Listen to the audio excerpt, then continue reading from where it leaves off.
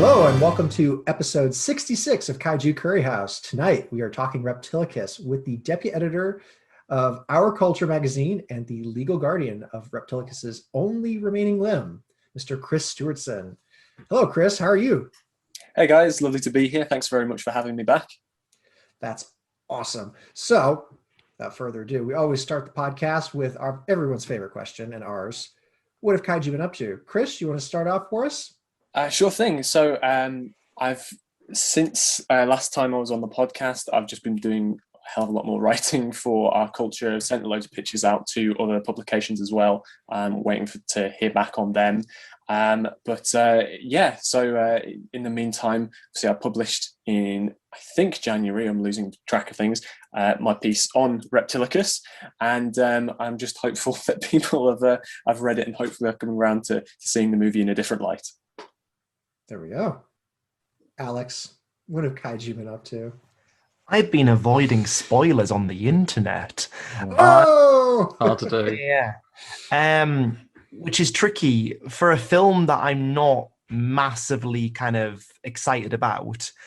I've still kind of wanted to keep a facade of being amped for it. And I've just thought, well, how do I navigate this?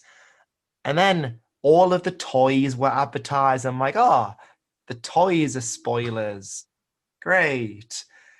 And then the director of the film is holding the toys. Okay, so that's then the spoiler. So I've just kind of been going, the internet's not a great place to be right now for Godzilla versus Kong. So I've been actively avoiding the internet just to kind of try and keep some sense of mystery and excitement about the film. And then I have been looking through other kaiju media, and frankly, nothing is tickling my pickle. Dare I go back to my old phrase? Nothing is really standing out as exciting, other than Godzilla Singular Point. That I am excited about, and Shin Ultraman. That looks pretty dandy. Those are the two that kind of stand out, but nothing's really made me go, "Ooh, I really want to see that." So I'm fresh out of material, I'm afraid. Joe, what have Kaiju been up to?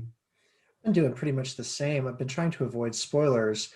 However, I did have something pop across my radar earlier today. It was a Godzilla Dominion. I don't even want to call it spoiler, but it was just one image that was just the perfect bit of lore building for me. It's not even terribly relevant. I'll give you all like a spoiler warning, but it just, giant lemurs are canon now, and that made me really happy. That was my thing today. So, in Godzilla Dominion, there's like one small picture with giant lemurs, and it made me happy. How giant are these lemurs? Quite giant? Are they just large lemurs? House size? Godzilla sized? Godzilla size. Godzilla-sized lemurs. Yeah, there are two of them. It made me really happy. But it was just on like the Amazon, how they show like, look inside this book and it's flipping through it as you're on there. So it made me happy. I was just like, lemurs! Because my experience of lemurs is restricted to visits to the zoo and watching Madagascar. That's about it. Yeah. Sort of the beloved King Julian and the zoo. So I don't really have much experience of lemurs. This is the giant King Julian. Yeah. And it's pretty awesome. And my little buddy who hangs out in the house with me, he loves lemurs. So I'm going to have to drop that little nugget of knowledge on him and just watch his brain explode. But yeah, today has been all about avoiding spoilers, pre-ordering Godzilla Dominion and Kingdom Kong, because Kingdom Kong finally came up on Amazon that I could see to order it. So that was a thing. That's good. And I watched Reptilicus today because I wanted it to be fresh in my mind. And I will say it is a much better film than I thought it was upon my first viewing. I've gone back and I've watched it, and I think for the sake of what they were dealing with in the version that I've seen, it's okay. It has a very unique premise, and I quite enjoy it. Paul, take it away, man. What have Kaiju been up to? Yeah, same as you, avoiding social media in general, I think, just to make sure I can't get anything spoiled. Although I don't know when Godzilla versus Kong is coming out in the UK at the moment. Is it the end of the month, or is it May now? Chris, so Are you aware of when it's coming out? Because I know that you're not massively amped for it, but I think we're getting it sometime. I think for some reason 31st of March is sticking out in my mind. I'm not sure exactly why. Yeah, that's what and I have as well. Yeah, I think it might be 31st of March, and I think that might be when it's available to get on demand, like, online. I have no idea if or when it's coming out in cinemas. I know I saw something a couple of days ago about Cineworld having some kind of deal with it. But to be honest, yeah, like Alex said, I'm really, because I've not been that interested in kind of keeping up with it, I've kind of let all the information about it kind of slip by. So That's probably for the best. I have researched this exhaustively Okay. because I want to see this movie. I'm tired of waiting. So I went on and looked, and it was confirmed that we will be able to stream it through some digital source on April 1st, which is a great day to put that down, Yeah. And then the BBC released an article a couple of days ago, as at the time of this recording, and they said that Cineworld had gotten exclusive rights to a lot of Warner Brothers pictures that would otherwise be premiering on HBO Max or digital media. And that exclusivity was to be released in theaters 30 days before they went online to stream. And the article said that Godzilla vs. Kong would be the first film that they would be showing at Cineworld theaters. Okay, that's great. And they also clarified that I think that the contract comes into play like later this year / a year away, something like that. But what the article didn't really clarify was whether or not Godzilla vs. Kong was going to release in May, and then we would start the 30-day ticker from that point, or if we were getting it April 1st, as had been previously confirmed, and then Cineworld is just going to open up and have Godzilla vs. Kong in May, and that is going to be exclusive to that cinema because everybody wants to see it on a big screen because they're giant monsters, and it will just be the first movie that they show, with no exclusivity in regards to online streaming because it's been previously confirmed. So that's as clear as mud. Thanks. Yeah, that just kind of threw a bit of a spanner into my brain, but I'm really hoping that I get to just, click on Amazon Prime or what have you on April 1st, and hopefully it's there so that I can watch it and avoid as many of the crazy spoilers as possible, because I think waiting April and then potentially a portion of May to see this movie without having it completely ruined by the internet, it would be a hard thing to do. But I guess we'll know when you listen to this recording. that would be it, yeah. So we'll wait and see. I think in terms of guilty parties, the internet is up there with scientists in film as kind of people who meddle and make the world a terrible place. The internet and scientists. We don't like the scientists. Joe, how is it? What's it feel like caring about anything and being excited? What's that feel like? Tell me. We just released an episode previously. It was our King Kong versus Godzilla 1962 debrief, and I've let you guys know there's a lot riding for me in family hierarchy matters. So I have been trolled relentlessly over the course of my life that Kong beat Godzilla. So I just have, I don't know, I just have points riding on this. I just want my Kaiju street cred to come up a little bit in the family. So I have to wait and see. Yeah. I will. And the thing is I don't actually know who wins. Like, I'm going into this with all of the surprise. Yeah, that's what I want. Yeah, that's why I want to see it as soon as possible. I have people who actually message me this stuff and kindly don't. But like, I want to go and see this movie without anything. I've heard a whole bunch of really lovely things. Like, you'll be really excited. It's really great. Hollow Earth, new critters, fantastic. If you want to give me like new critter alert, that's great. But I don't want to know who wins. That's the one thing that I don't want to know. So the blurb as a review did say something along the lines of, like Colin Fast wins and again. like Fast and Furious with monsters, and then I had suddenly a flashback of Fast and Furious Tokyo Drift, and I imagined kind of some. So I think there's going to be memes around that. But let's bring this back to Reptilicus because this is why we're here tonight. Oh, okay. Yes. Yeah. Yes. The world's most deadly puppet. Absolutely. So, we need Reptilicus. The world needs Reptilicus. Chris, to our layman listeners, can you tell us just what is Reptilicus? What's this film all about in simple terms? Well, it's the Danish masterpiece, as I call it. It's been snubbed at the Oscars every single year. But for seriously, they've re-released it every year. So, Reptilicus is a 1961 Danish-American giant monster film that was a co-production between Denmark's Saga Studio and American International Pictures. And it was released in the United States in January of 1963. After several years, I'll hopefully be able to go into these details later because there was a hell of a lot that went on between its Danish release in 61 and its American release in 63. But it's about a piece of flesh that is dug up from the ice underneath Scandinavia, and it is alive. It's a piece of reptile, and it's growing, and it starts off as a tail. It eventually forms into a giant creature, the full Reptilicus, who promptly goes on a rampage in Copenhagen. And the military eventually find a way to dispose of Reptilicus, which is to say they fire a sedative underneath his armor plating, and then presumably they destroy him. But of course, earlier on in the film, one of his Spoilers! Earlier on in the film, one of his limbs gets blown off, and at the end of the movie, we see that limb twitching at the ocean floor, suggesting that there may have been a sequel, but obviously that never came to be. It's just a here we go again ending. It was the Blob, the question mark for the Blob. Yeah, there we go. I mean, at least the Blob did get a sequel.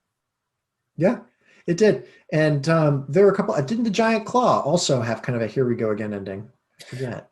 It's not quite. It's I know the shot you mean when the claw itself is sinking underneath the waves, but I think that's just meant to be that it's died.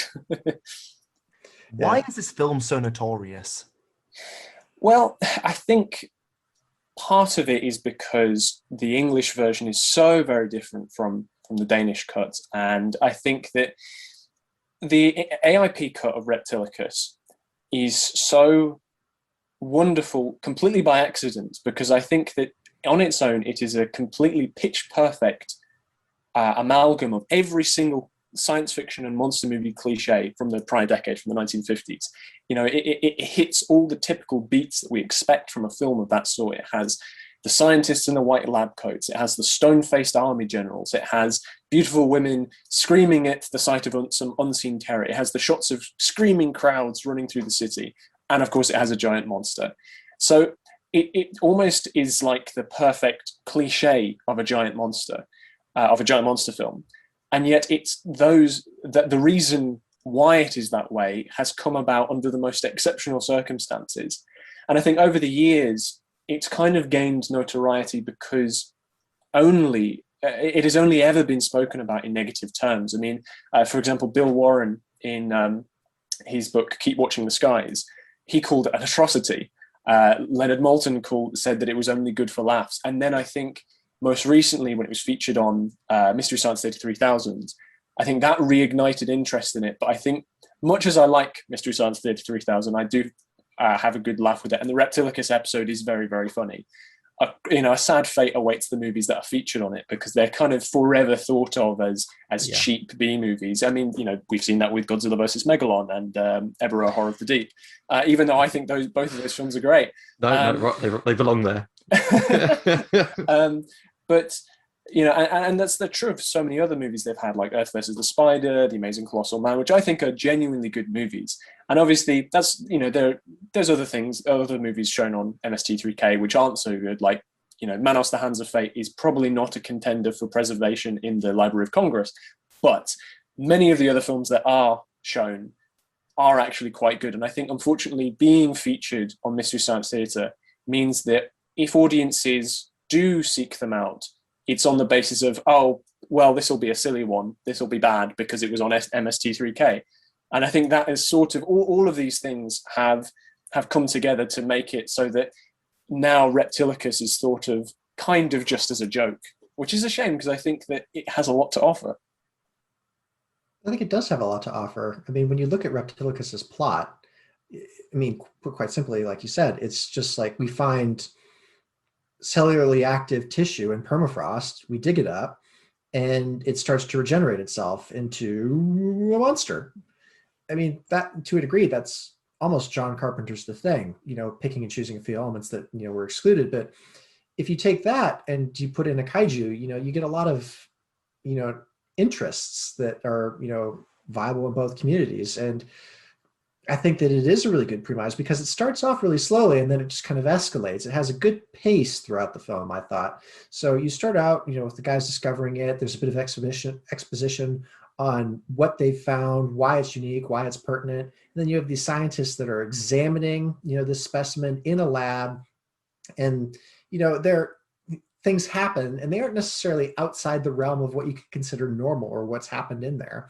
I'm sure that there have been lots of faux pas and lab accidents where they found something and it's accidentally defrosted, but that isn't even necessarily what kills the specimen. It's what lets them find out this thing is active.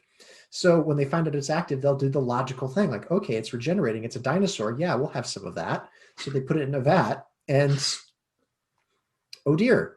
But it's just, I find it fascinating, and I think it's actually a pretty decent plot, but perhaps the execution could have been a little bit different if they'd gone maybe a little bit lower key with the monster and maybe not just ticked on every little design aspect that they could. I think that they could have gotten a lot more bang for their buck. But then I think about bang for their buck, and you may know this, Chris, but how many tanks and flamethrowers did we see in there, and bazookas? Did they necessarily spend their spend their money in the right plot points where their monster looks like that? Well, to be honest, I quite like the look of the Reptilicus puppet. I think that it's quite. I think there's something about it that's really wonderful because I think it's the only screen monster that I think has truly captured, medieval dragon illustrations that you'd see. They have the very peculiar look to them, and I think Reptilicus captures that wonderfully. When it comes, exactly, yeah, exactly. And there were two puppets constructed for Reptilicus, made by model artist Orla Heyer, and one of them was a larger scale puppet, which features more prominently in the Danish cut. And then there's the smaller scale puppet, which you see more of in the AIP cut. And not simply because they had more shots of it, but rather because they repeated effect shots of it at a slower speed, which does admittedly look quite cheap and doesn't do the prop any favors. When you come to the military, now the interesting thing there is the fact that Sidney Pink, the director, he had an unprecedented level of support for Reptilicus, because one of the film's co-financiers, Leo Bertelsen, he was something of a Danish war hero in Denmark, and he had, according to Sidney Pink, he had run the fiercest underground cell in World War II, and had killed, and his group had killed more Nazis than anybody else. Now, whether or not that's Sidney Pink, exaggerating it for the sake of a good story, I don't know. But the fact that one of the film's co-financiers was a Nazi killer is a big point in the film's favor, in my opinion. And one of the things that he meant, and him being involved in the production, meant that Sidney Pink had basically unprecedented access to Denmark's military. And that was also because Saga Studios owner, Flemming John Olsen, he was a member of Denmark's majority political party at the time. And so through these governmental connections, they were able to have access to the Danish military and navy. And so all of the footage you see in Reptilicus of the military attacking Reptilicus, that's not stock. That's not stock footage. That's all shot for the production, which is really impressive. Yeah, it is, isn't it? And especially when you consider, especially for AIP's cut of the film, AIP's modus operandi is low budget exploitation. Lots of their films feature, and lots of contemporary genre movies feature lots and lots of stock footage. I mean, look at Beginning of the End, Deadly Mantis, Invaders from Mars. All of those films feature copious amounts of stock footage, but all of it is new and exclusive to Reptilicus, which is insane. It's incredible to think of. So what budget was this movie done for? I am not sure of the exact number. I think it was basically part of the money came from AIP. Part of the money came from Saga Studio. I'm not sure on the exact amount though. Well, I'll tell you what, we'll take our first break. When we return, we'll give an amount for that budget. How does that sound? I'll try my best. Yeah. Okay. We'll See you in a do moment, some folks. detective work here. We will, yeah. Be right back. Hey there, listeners. So we didn't actually go back to the budget topic, and I thought I'd better quickly insert it in the break here. After a bit of research, we found out that Reptilicus had a budget of merely $100,000. Now, in comparison, Gorgo, the British film shot in the same year, had a budget of $650,000. So you can see why Reptilicus maybe doesn't look fantastic, but hey, just thought I'd better bring that up. And now back to the show. Welcome back to the second part of Kaiju Curry House. We are joined today by Chris Stewardson, who is the deputy editor for Our Culture Mag, who recently wrote an article titled In Defense of Reptilicus. Now, Chris, to quote you, you are not an ironic consumer of this film. You do not love it because it's so bad that it's good. So, in defense of Reptilicus, which is the title of your article, why do you love this film so much? I think part of it is definitely its very colourful and wild production history. You know, this is a film whose very existence is a point of interest in its own right, because, you know, judging but just by the AIP version, it has an unprecedented scale to it that AIP's releases really wouldn't have had. Often, obviously, many of their foreign releases that they picked up, as you'll know, like Godzilla versus the Thing, they had a big scale to them. But generally speaking, because their modus operandi was low budget exploitation, the fact that Reptilicus has such a scale to it, you know, where you have pretty much the entire city of Copenhagen mobilized to shoot Reptilicus, is just, it's so wild. And the Danish version of the film as well, you know, all the people involved in its production, from the actors like Dirk Passer to, you know, people like Leo Bertelsen, one of the film's, you know, co-financiers. It's just fascinating. And then I think the film itself is just a wonderful, pitch perfect, you know, final hurrah for the previous decade's giant monster science fiction films. I just have nothing but joy when I watch it. Well, thank you for that. You're talking repeatedly about the AIP version and the Danish version. So as I understand it, the AIP version was what was released in North America 2 years later in 1963. And he said that the Danish version was obviously the original one, filmed in 1961, am I right? Well, they were actually filmed more or less at the same time, because this is a really complicated way of them shooting it. They shot Danish and English versions simultaneously, with the cast speaking both English and Danish. And Sidney Pink would film his version, he'd shoot a scene, and then the film's Danish director, Paul Bang, he would come in, change the lighting setup slightly, and reshoot the scene. And as Sidney Pink notes in his autobiography, it was a very stupid way to shoot a movie. And in his opinion, they should have just shot one version first and then shot the second, rather than doing it scene by scene. And then what happened was Sidney Pink began assembling his English version of the film, you know, obviously with all the cast speaking in their natural Danish accents. And that was when AIP got a chance to see it. So Sam Arkoff and James H. Nicholson, and specifically Sam Arkoff, went to Denmark to see the cut of the film, and he talks about this in his autobiography. And he was horrified by it, and specifically he was horrified by it because of the Danish accents. And this is really interesting. He basically said that right now, or in that form, it's in a form of English that American audiences won't recognize. So even though those were natural Danish accents speaking English, it didn't fit the idea of what a Danish accent sounded like to an American audience. And so a very convoluted legal battle then ensued, where, you know, lots of different sources vary on who instigated it, but nevertheless it dragged out so long, and AIP eventually recut and redubbed the film themselves. So the AIP version, you're no longer hearing the actual Danish actors speaking English, then it's completely dubbed over. And in fact, an interesting point about the English version is that for the character of Dr. Dalby, not Dr. Dalby, Professor Otto Martens, played by Asbjørn Andersen, he was dubbed over by Robert Cornthwaite, who, and obviously if you've seen The Thing from Another World, you'll recognize him as having played Dr. Arthur Carrington, the scientist who wants to make contact with the alien, played by obviously James Arness. Yeah, that didn't go very well, but good on him. That was awesome. I love that movie. I'm really confused by this recording process.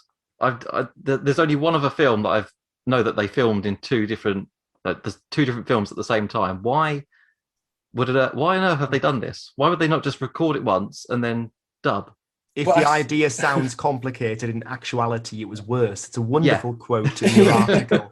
Yeah, and it's fantastic. And I think part of it was simply down to certainly Sidney Pink's inexperience, because he, again, in his autobiography, he talks very much about how at that time he was very inexperienced, and he was really kind of blagging his way through the whole experience. In fact, obviously, if you've seen the film, you'll know that there's a sequence in Tivoli Gardens in Copenhagen where you have the song Tivoli Nights sung by Bert Wilk.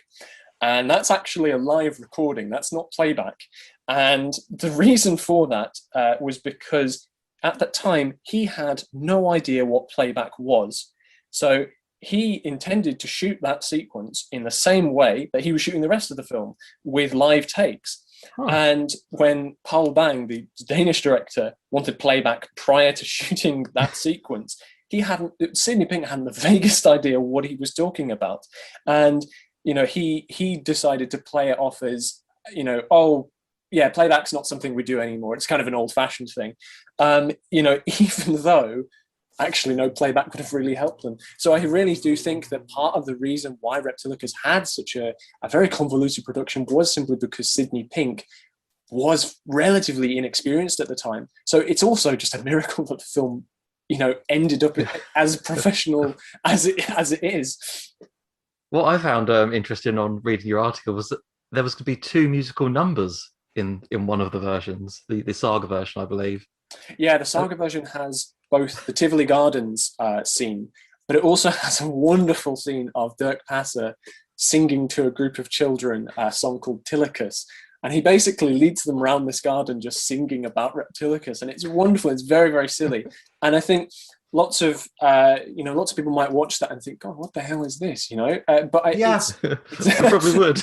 Yeah, but I think it's partly a cultural misunderstanding, because I went and saw lots of clips and tried to track down lots of the films that Dirk Passer was in.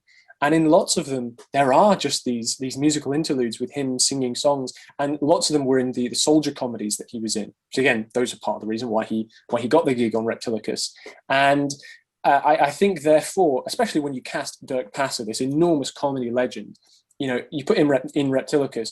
Obviously, he's there for a comedic-like purpose, and I think that interlude, that musical interlude, is part of a Danish comedy mold that perhaps we're not that as familiar with. Okay. Does any part of that song survive to this day? Yeah, in the Danish cut, you can watch the whole thing. In fact, I believe if you look up Reptilicus on YouTube, you might be able to find that sequence. Whoa! There you go, Joe. This movie just got so much better. Have any production, physical copy companies plan the idea of releasing like a deluxe version with the original Danish version and the AIP, Chris? Because something like Arrow Video would probably have a field day with your essay and then just all of the nonsense that went into it, and things like little kind of clips of the bad singing. I'm just surprised that there aren't more copies out there, because I struggle to find anything beyond kind of online streaming.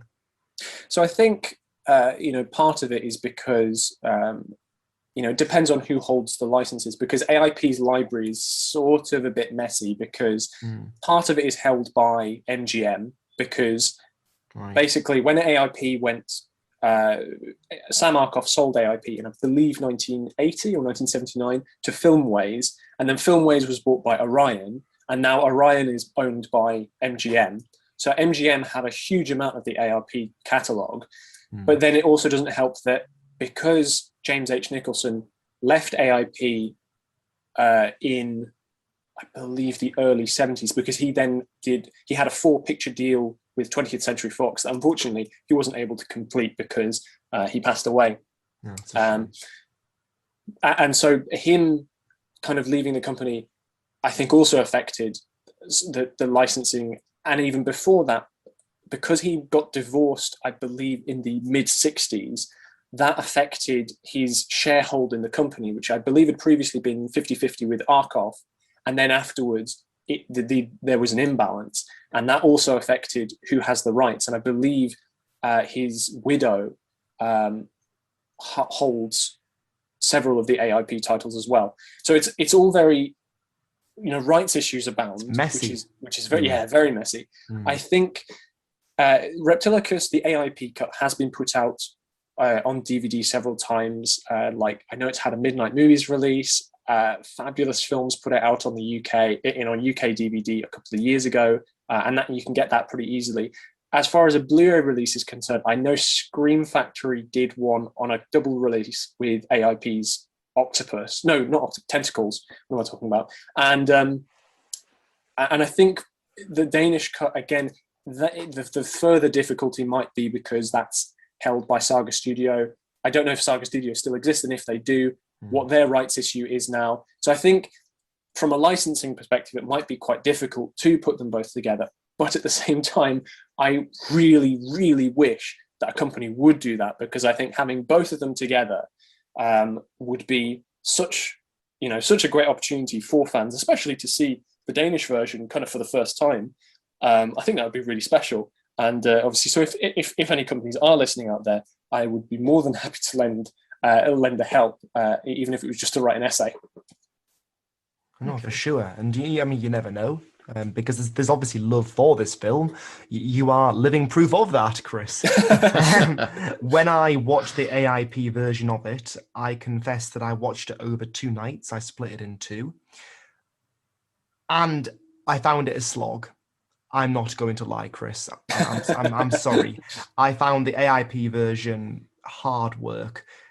But when Joe was saying, about the actual, the model, bones of it, the plot. Well, for me, I found the acting and the delivery of the lines the hardest part. I found a lot of the acting quite wooden, and I just didn't gel with the script. When Reptilicus came along, I was more captivated, so I really started to enjoy it. And then when it spewed that green venom, I thought, oh no. Oh. And I just wish that they'd not got him spewing any green venom and just ate people and did the obligatory little legs waving. Now Paul's going to comment on that, because there are when people get eaten, aren't there? There are. That looks awful when they get eaten. They should have just used another small puppet, to be fair. I don't understand why they couldn't have done that. Well, that was a change made to the AIP version, because in the Danish cut he does not spit green gunk. And does he not? No, he doesn't. He doesn't. That was an optical effect added by AIP. And in the Danish cut, that shot of the farmer sliding down Reptilicus's gullet. It's amazing. That inexcusably poor shot is not in the Danish version. In fact, in the Danish version, in that sequence, the farmer still runs out, and then obviously it cuts in the AIP version to the picture, the cutout sliding down Reptilicus's throat. But in the Danish version, a giant Reptilicus foot crushes the house, and we see that, and it's actually quite an impressive effect. And then I don't know why AIP decided to cut that, because it looks it looks a hell of a lot better than the stock image. I say a stock image. It was actually a photograph of co-writer Ib Melchior's son, which was then pasted onto that shot of Reptilicus.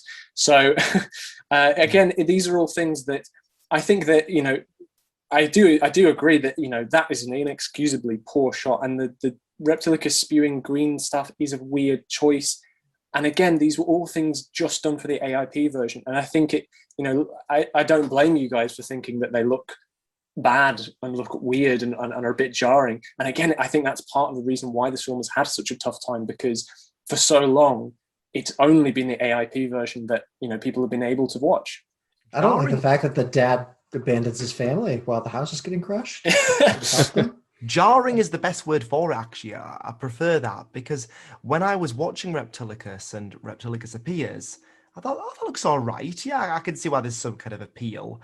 And that part where there's the two people at the beach side, and then Reptilicus appears, and it's quite kind of comical and low budget B movie. But I was like, yeah, it's fine. And suddenly he does a spat of green, and I'm like, why have you gone for that?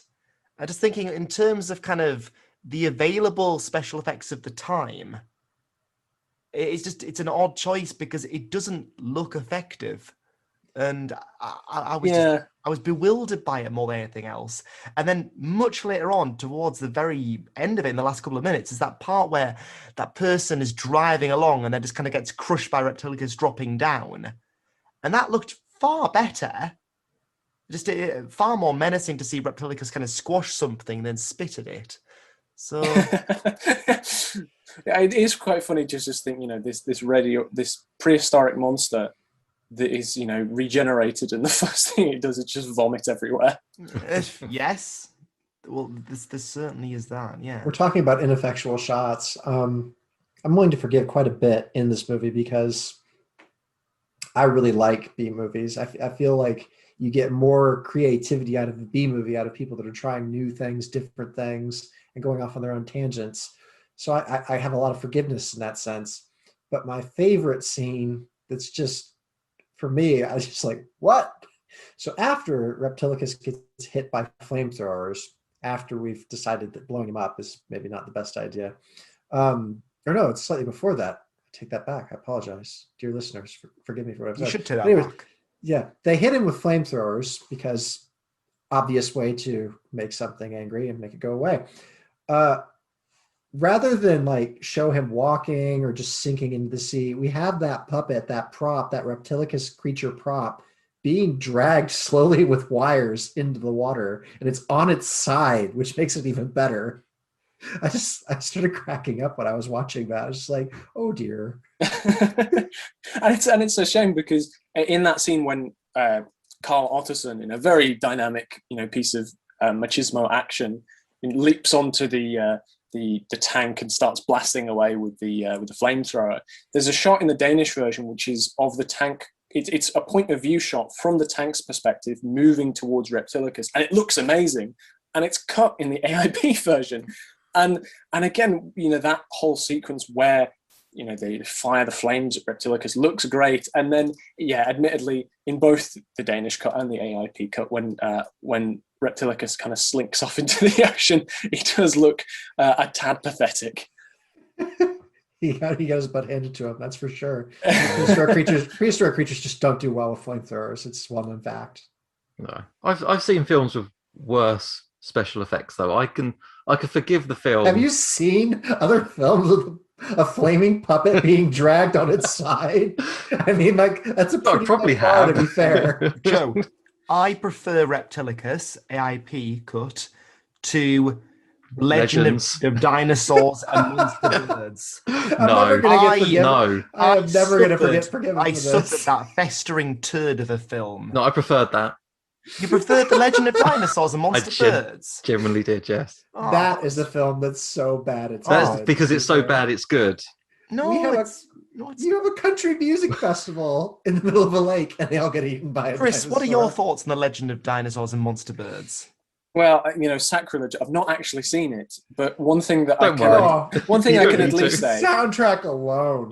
One thing I can at least say is at least Reptilicus has a title that is grammatically correct, as opposed to Legend of Dinosaurs and Monster Birds. Monster Birds, yeah. And there are no dinosaurs or monster birds. No dinosaurs or monster birds in that. But the fact that I'm just thinking about kind of films that I've seen recently that I've struggled with. and The Legend of Dinosaurs and Monster Birds. The choice of music is amazing because you've got country, you've got sort of 60s porn jazz in it, and then you kind of just got all kinds of stuff. But in terms of bringing it back to Reptilicus, I was thinking about parallels with kind of cuts. The whole process, Chris, reminds me of Varan the Unbelievable. I was thinking that. Oh, yeah. The idea Yeah. that kind of one original version can be so distorted in another cut, because when I saw Varan the Unbelievable, I thought, hang on a second, Joe wants a 30-centimeter figure. The monster from this film. Joe's got it, he's pointing to it right now, listeners. Why do you love Varan so much? Because Varan the Unbelievable is a horrible, horrible film. And then Joe said to me, no, you're watching the wrong cut. And it wasn't just a case of kind of, it's dub versus sub. No. It is the most terrible, racist, culturally insensitive piece of garbage you've ever seen. I mean, the only way that you could make it work is if you think that actually it's a deliberate satire on American intervention and colonialism, because it is a dreadful cut of the film. So bad. And the thing is Varan's a really cool monster. Even his name is like a scientific name for lizard. Like, they've nailed so many things. But terrible cut. It's been a good couple of years since I've seen the Japanese cut of Varan, which I remember enjoying quite a bit. Again, it's been so long because the look of the design of Varan is so wonderful, and obviously it's just such a shame that he hasn't made a proper comeback since his brief cameo in Destroy All Monsters. But but comparing them on a cut basis, I would say the American cut of Reptilicus, I don't think is as extreme as Varan the Unbelievable, in the sense that it hasn't had actors added into the proceedings. No. And I don't think it's certainly not as it's not offensive in the way that Varan the Unbelievable is just dreadfully racist. It's just inexcusably awful. And I think, whereas obviously with the American cut of Reptilicus, it's not like you have, it's not like you have an American character added in to go, hello, your country amuses me, your silly little customs, you savages. It's not like that, which is practically what Varan the Unbelievable is. And Jesus Christ, that's a oof. Yeah, absolutely. I mean, when I watched the AIP cut of Reptilicus, I found it a slog, but at no point I thought, this is unpleasant. And then that's the difference. When I turned off Varan the Unbelievable American cut, like I was watching it on Amazon Prime, and I was like, you know what, it'll do. And halfway through, I was like, this is dog shit. I'm turning it off. And on that note, we're up to our second break. Thank you.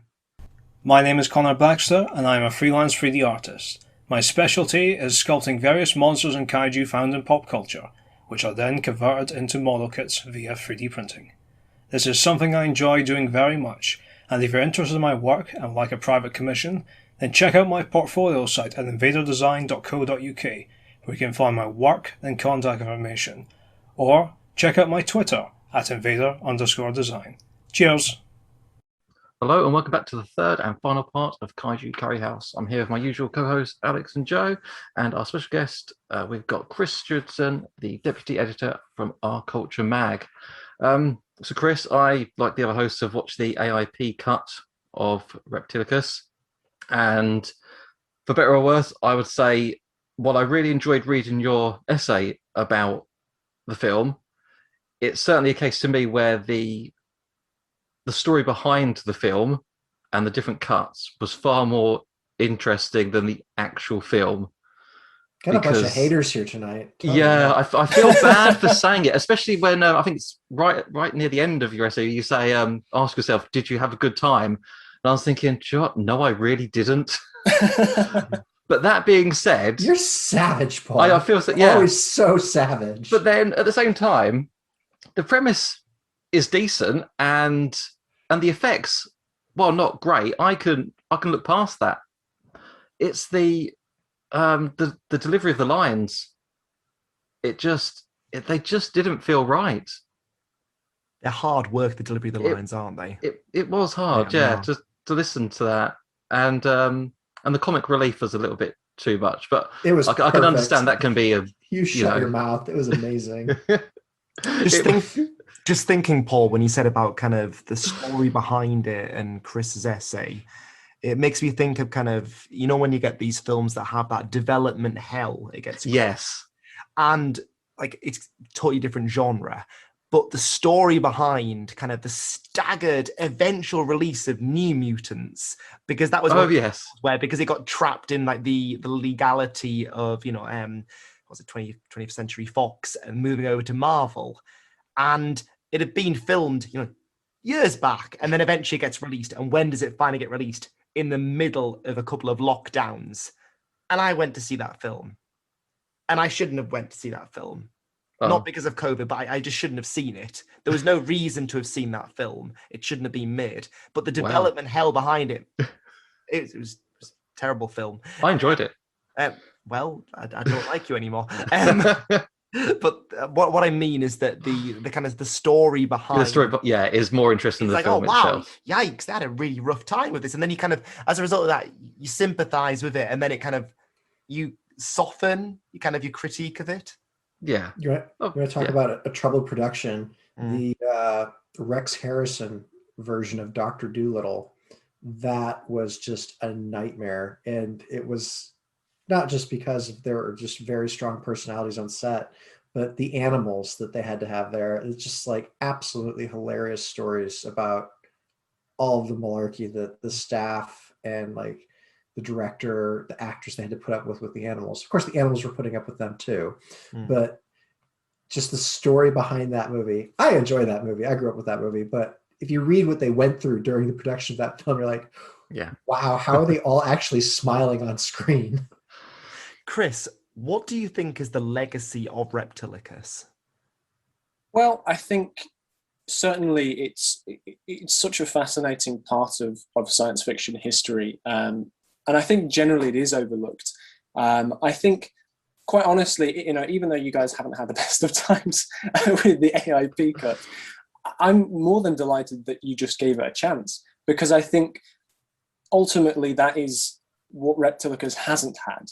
You don't have years and years of derision for people to go, oh yeah, I'll give this a fair chance. Most people are going to go, oh well, everybody says it's shit, so it probably is. So the fact that you went in open-minded, that's wonderful. That is more than the film usually gets. And I think the legacy of Reptilicus may be stronger if the Danish cut was more widely accessible, because I do think that the Danish cut is significantly better. I think, like you guys were saying about the delivery in the AIP version and the dubbed performances, I totally understand that it does sound a bit stilted and it is a bit naff. It's not that great. But in the Danish cut, again, hearing the voices of the actual performers, suddenly you find there's an urgency to things. The characters come to life a bit more. They're ultimately so much more charismatic. And I think that Reptilicus's legacy has somewhat been hindered by its release circumstances, by the fact that we've all only seen the AIP cut for so many years.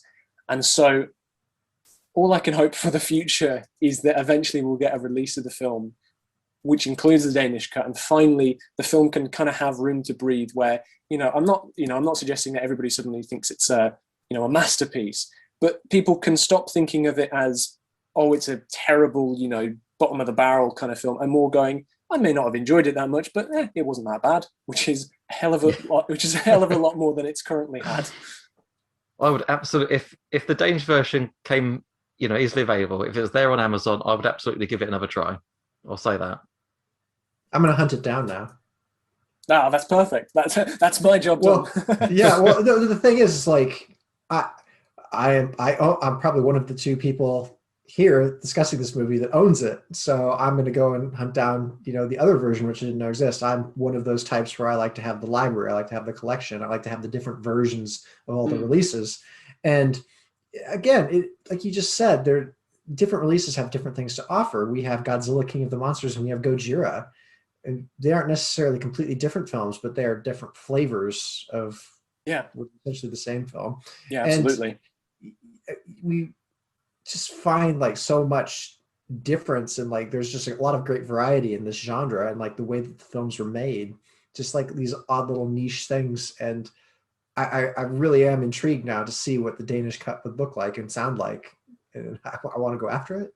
Do you have any recommendations for anybody who might want to see this? Is there any place where we could find it, or do you have any locales that you normally go and look for this sort of thing, Chris? So I believe if you scour the internet, it's probably up there somewhere. Admittedly, I have a bootleg because a bootleg copy because I really was keen on having seen the Danish cut. And you can find bootleg DVDs around the internet fairly cheaply. Obviously, I know that's not for everybody because people like to have more official versions of things.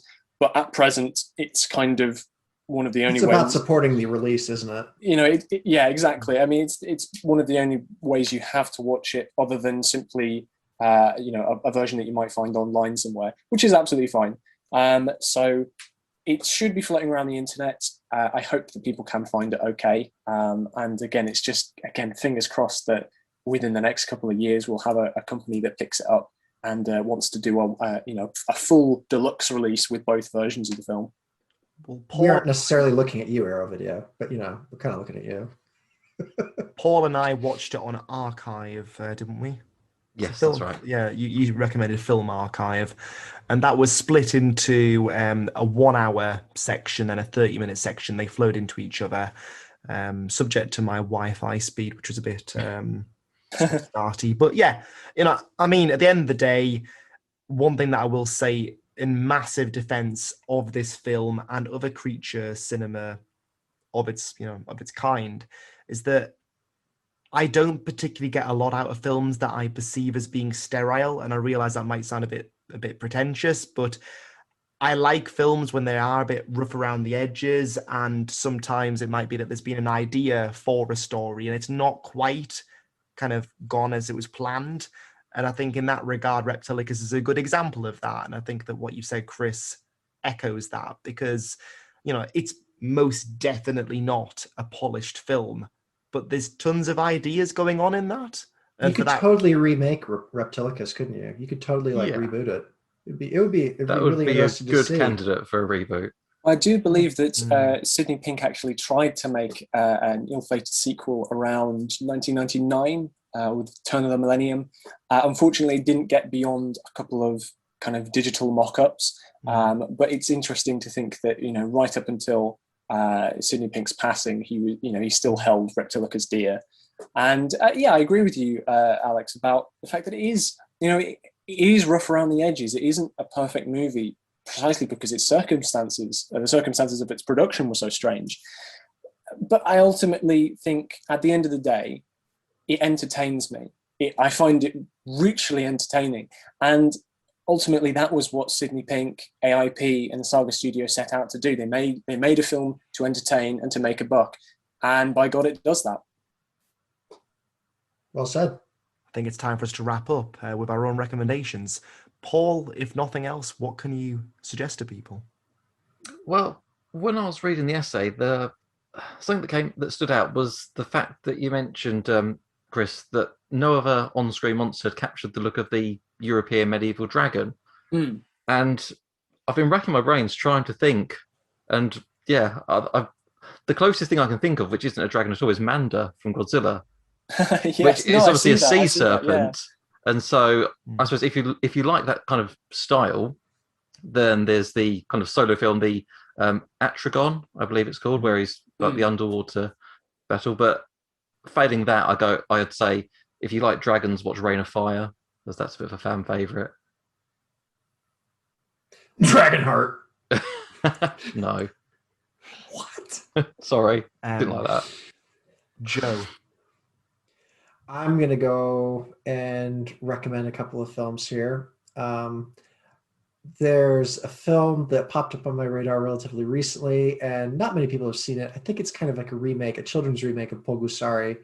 but Galgameth, The Legend of Galgameth. Have any of you come across that one? Nope. No. Cutesy kid film, but basically you have a prince who's ousted from his castle by, tyrannical uncle, and he's given this little protector, like it's like a little statue, and it turns into a living creature. And this creature eats metal, and every time it eats metal, it gets bigger till eventually it's like the size of a kaiju.